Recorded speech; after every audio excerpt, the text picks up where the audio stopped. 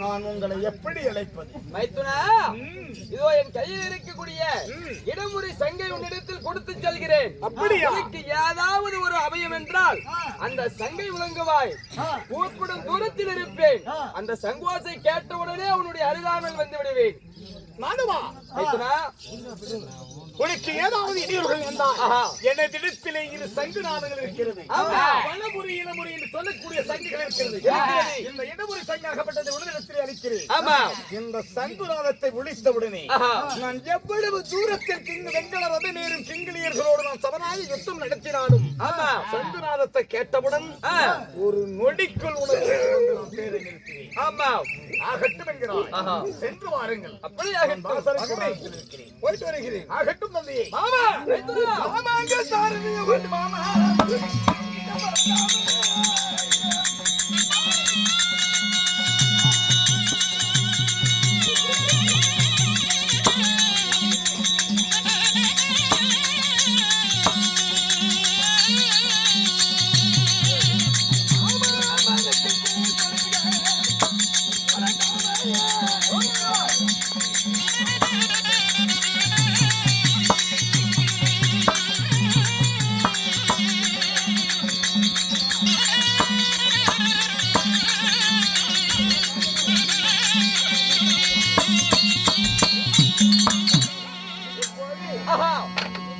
வடக்கை, கிழக்கை, மேற்கை, தெற்கை, 4 திசைகளும் என் தம்பிமார்கள் 3 திசையாக என் அண்ணனோடு போய்விட்டார்கள்.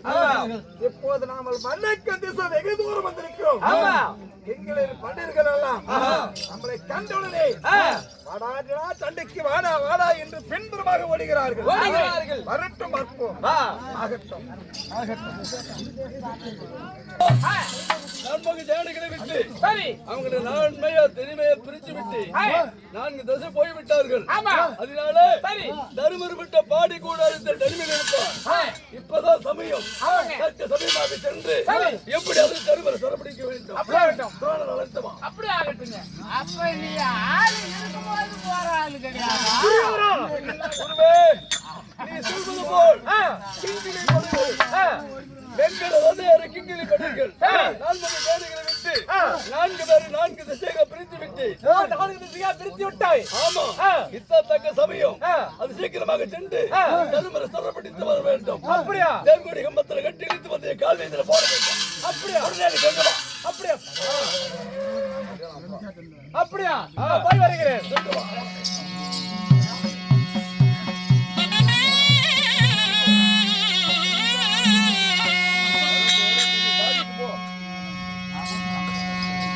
அந்த பாருங்க அந்த கேடி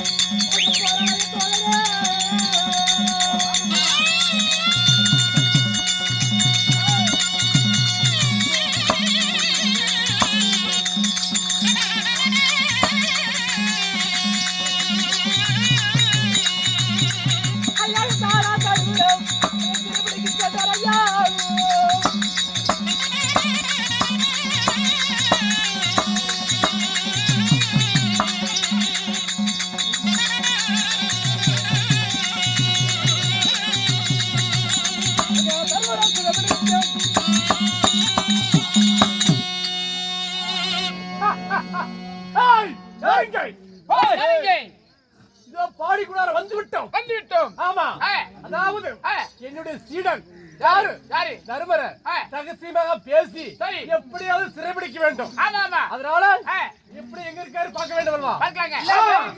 தூக்குவீங்களா? யாரு வெயிட் தூக்குவீங்களா? அதெல்லாம் பணமா தூக்குவேன். இல்ல தூக்க முடியலன்னா அடியான கூப்பிட்டுங்க. நம்மளுக்கு செண்டு வரல விட்டா போச்சுன்னு தூக்கி போயிட்டாரு. என்னுடைய சக்தி அனுமதி சிறந்தது. சரி சரி போய் பார்க்கலாங்க. பார்க்கலாமா? யாருங்க? ஆனால் பொடியிரு தருமராகப்பட்டவர் அப்பறத்தில் இருக்கிறார். குருசேத்திரம் நடக்கிறதுக்கு ரகசியம் பேச வேண்டும். அதனால சற்று வழிவிட அவர் பார்க்க வேண்டும். குருவே, உன் நிறுவடிக்கு கோடி வணக்கம். ஆகட்டும், இன்று போய் நாளை வாருங்கள். இன்று போய் நாளை வாரும். ஒரு கனவு முடியாது. என் சீடராகப்பட்ட தர்மர் அப்புறத்தில் இருக்கிறார். இருக்கிறார். ஆமா, அதற்காக குருஷேத்திரத்துல போர் நடக்கும் போது ரகசியம் பேச வேண்டும். வழிவிடு. ரகசியம் பேச வேண்டும். ஆமா, என் தந்தை அவரோடு சென்று நாளை நடக்கும் யுத்தத்திற்கு ரகசிய வார்த்தைகளை உரைக்க வேண்டும். ஆமா, அதனால் இன்று போய் நாளை வா. ஒரு கிழமை முடியாது. நான் குரு, அவர் சீடன். என்னுடைய பேச்சை மதிப்பது தங்களுக்கு நல்லது. ஓ, உனக்கு மரியாதை. ஆமா, வார்த்தைக்கு வெற்றி, மதிப்பு மரியாதை கொடுப்பது நல்லது. நல்லது. வழிவிடு. கொடுக்க முடியவில்லை என்றால் கொடுக்க முடியவில்லை என்றால் உன்னை அடித்து சின்னவனமாக்கி விடுவேன். பார்த்துக்க. என்னங்க ஒரு கோடி நம்ம அத்தனை குருவென்று உனக்கு நான் மதிப்பு மரியாதை கொடுத்து வார்த்தைகளை உரைத்தேன். இன்று போய் நாளை கணங்களில் வாருங்கள் என்று. ஆனால் முடியாது என்றால் என்னை வீழ்த்து விட்ட பிறகுதான் என் தந்தையாரை பார்க்க முடியும். முடியாதுன்னா ஐயா முடிவு உன் கையில தான். பார்ப்போம். ஒரு பொடிப்பையன் இந்த குருவாக்கப்பட்ட தோழர் அதரத்திலே சிறந்த என்ன பார்த்து போ அப்படின்னு சொல்லிக்கிட்டான். அதானே இல்ல நானும் அடிக்கிற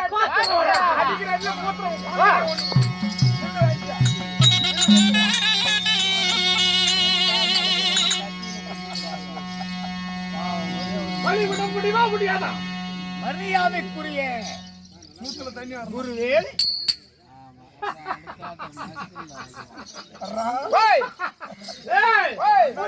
ஒரு வழிக்கு வந்து விட்டான். சாதகமாக பேசுகின்றான். சரி, ஒன்றா ரகசியம் பேசுறா என்ன கூட்டு போறே உள்ள. ஆமா, அப்படியா? இப்படி இருக்கிற பையன் தான் சொன்ன பேச்சு கேட்கிற பையன். அது கொடுத்த பால்வாய் குடி பார்க்கிற பையன். இப்படி இருக்கிற பொடி பையன் குடும்பம் டேஸ்ட் அக்கா.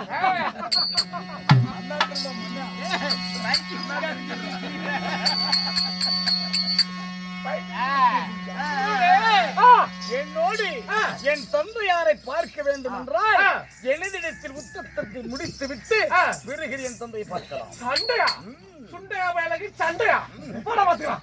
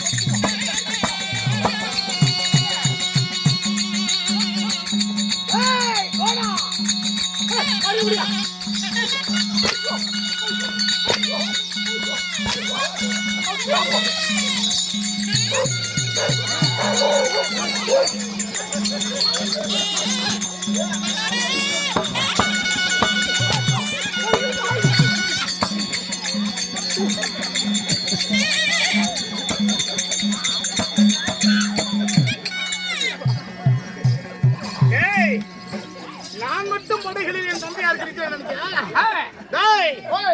என் தர்மராஜர் வளர்த்திய நாய் ஒன்று இருக்கிறது.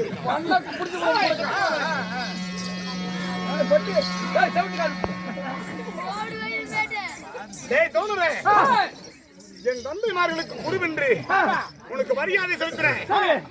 நான் மட்டும் தான் இங்க காவடுக்கிறேன் நினைச்சியா?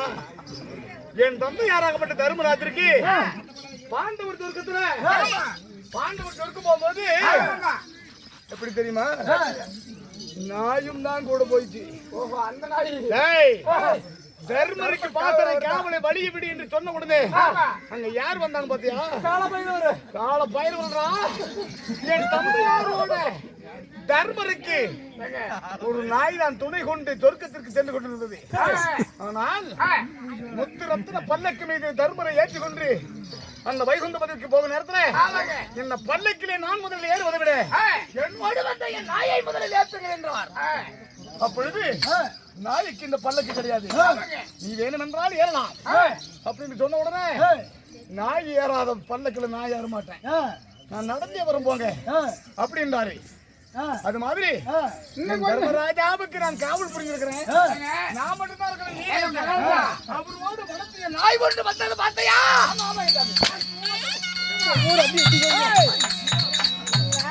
பொடியில அந்த புத்து புத்துனே இன்னும் கொஞ்சம் போய் தான் புடக்கு பிடிச்சிருக்கு டப்புன்னு இன்னும் செத்து போயிருக்கோம் தாயோலி ஐயோ சீடு கூட தோணுற ஐயோ அடிச்சுட்டே என்னைய எங்க போயிட்டு அது தோணுற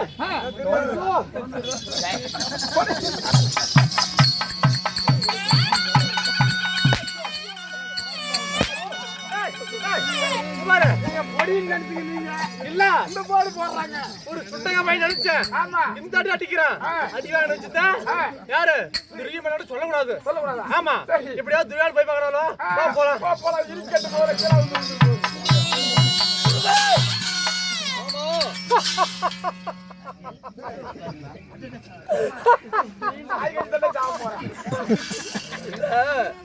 சந்தோஷமா சிரிப்போடு வருகிறாய் அப்படி என்றால் தருமரை சொரப்பிடித்தது போல் தெரிகிறது நீ மட்டும் சிரித்துக் கொண்டு வருகிறாய் அந்த தருமன் எங்க என்ன என்னுடைய பழம் என்ன என்னுடைய மந்திர தந்திரங்கள் ஜாலங்கள் என்ன நான் போய் அந்த சுண்டா பையனை பொடி போயிட்டு தோற்பதா இல்ல ஏதோ கண்ணில தண்ணி கலங்குற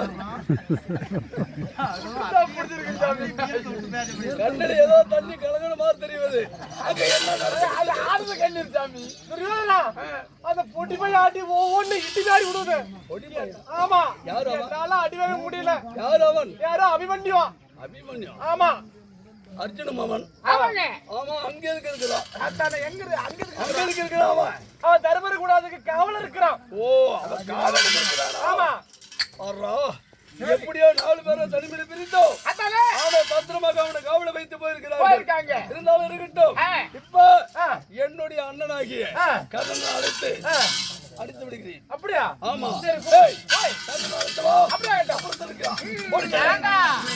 அப்படியே நீ போறதா இல்ல